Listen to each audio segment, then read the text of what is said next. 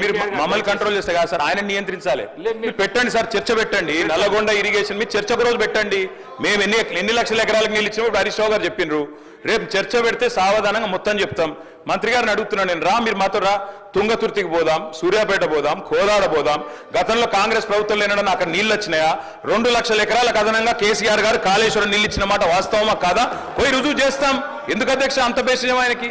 రెండో మాట అధ్యక్ష, రెండో మాట, నల్లగొండ జిల్లాలో అన్ని విలేజెసిందే ఉంటాయి అధ్యక్ష.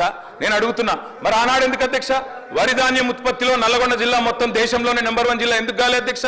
అన్ని విలేజెసింటే అధ్యక్ష. మంత్రి గారు దయచేసి మీ సబ్జెక్ట్ వచ్చినప్పుడు మాట్లాడు. మీరు వద్దన్నారా? మీరు ముఖ్యమంత్రి గారు నేను మాట్లాడలేకపోతే నేనేం చేస్తాను నాకు అర్థం కాదు. అప్పుడప్పుడు నీ సబ్జెక్ట్ కూడా తీసుకోమని చెప్పు దయచేసి.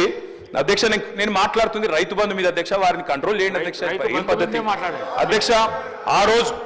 ఆ రోజు రుణగ్రస్తులైన రైతులకు తెలంగాణ వచ్చినాడు రుణమాఫీ చేస్తామని చెప్పిన అధ్యక్ష. చెప్పడమే కాకుండా 2 దఫాలుగా 30,000 కోట్ల రూపాయల రుణమాఫీ చేసిన ఘనత కూడా కేసీఆర్ గారి ప్రభుత్వానికి దక్కుతుంది. ఈ మాట కూడా నేను విజ్ఞప్తి చేస్తా ఉన్నా అధ్యక్ష. దాంతోపాటు మొత్తం దేశంలోనే రైతు రుణగ్రస్తుడు కాకుండా ఉండాలంటే ఏం చేయాలంటే, మొత్తం దేశంలోనే అతిపెద్ద నగదు బదిలీ పథకం రైతు బంధు ప్రవేశపెట్టిన వాళ్ళమే మా ప్రభుత్వం అధ్యక్ష, కేసీఆర్ గారు అధ్యక్ష. ఒక్క మాట చెప్పాలి అధ్యక్ష, ఈ రైతు బంధు మీద విపరీతమైన దుష్ప్రచారం చేసింది అధ్యక్ష కాంగ్రెస్ పార్టీ. పెద్దవాళ్ళకే ఇస్తున్నారు, పెద్ద వాళ్ళకి ఇస్తున్నారు, భూస్వాములకు ఇస్తున్నారు అని మాట్లాడినారు అధ్యక్ష.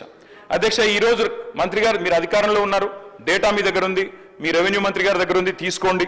100% మంది అధ్యక్ష, 100% మంది బక్క చిక్కిన సన్నకారు రైతులు, చిన్న రైతులు ఉన్నారు ఈ రైతు బంధు పథకం లబ్ధిదారులు. అందుకే చిన్న పెద్ద తేడా చూడలేదు. నేను ఇందాక మీరు రేవంత్ రెడ్డి గారు రాకముందు కూడా నేను చెప్పిన, మళ్ళీ చెప్తున్నా, మహబూబ్ నగర్ జిల్లాలో 30-40 ఎకరాలున్న రైతులు కూడా రైతు కూలీలుగా మారిన పరిస్థితి.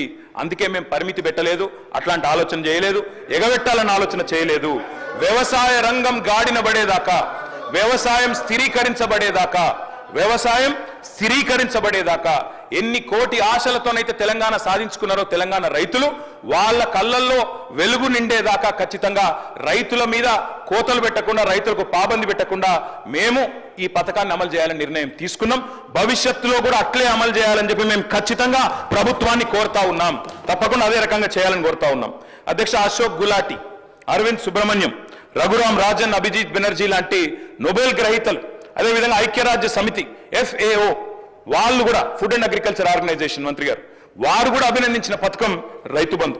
రైతును ఆదుకోవడానికి, వ్యవసాయాన్ని కాపాడుకోవడానికి ఈ తరహా పథకమే మేలని చెప్పి ఆ ఆర్థికవేత్తలు చెబితే, పశ్చిమ బెంగాల్ మన నుంచి ఆదర్శంగా తీసుకున్నది కృషి బంధు పెట్టింది.